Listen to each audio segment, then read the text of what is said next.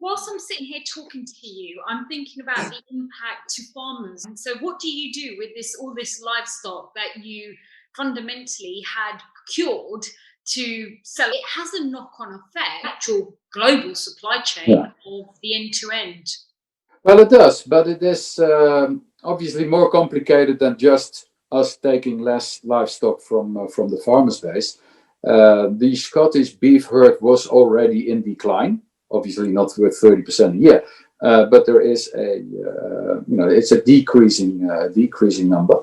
Um, there is, to a certain extent, a shortage of quality beef, and especially Scottish beef in the market. So all the livestock that is there will actually be purchased somewhere, or not necessarily by us, but could be also by someone else. So that livestock will disappear.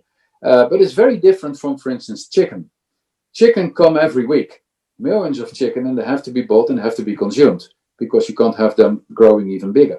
You can leave cattle outside for another few weeks or months if you like. That doesn't really matter. It's an easier herd in terms of measuring the volume and the supply chain than, for instance, pork or chicken or farmed salmon. So it is relatively well manageable.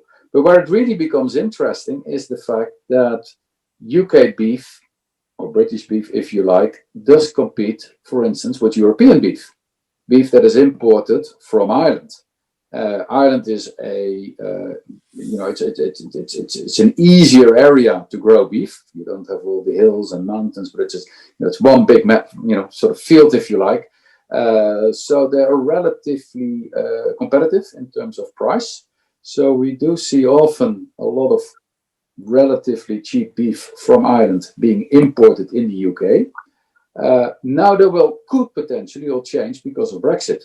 That product actually could become bigger and more expensive. And if it becomes more expensive, then obviously there will be more demand for UK and Scottish beef.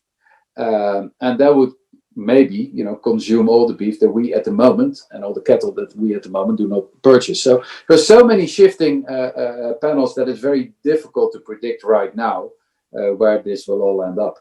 What sort of impact does that have on a cost base, just to get some sort of idea? That all depends on what they will agree upon. If they will agree upon anything at all, that's completely unpredictable for now. I would not know. But whatever the levy is, that's the impact, right? If it's 10%, it's 10%. If 50%, it's 50%. Because it doesn't really change the cost price of the product. It's just duties imposed on the price as it is. Please don't forget to like, share, and subscribe for conversations just like this.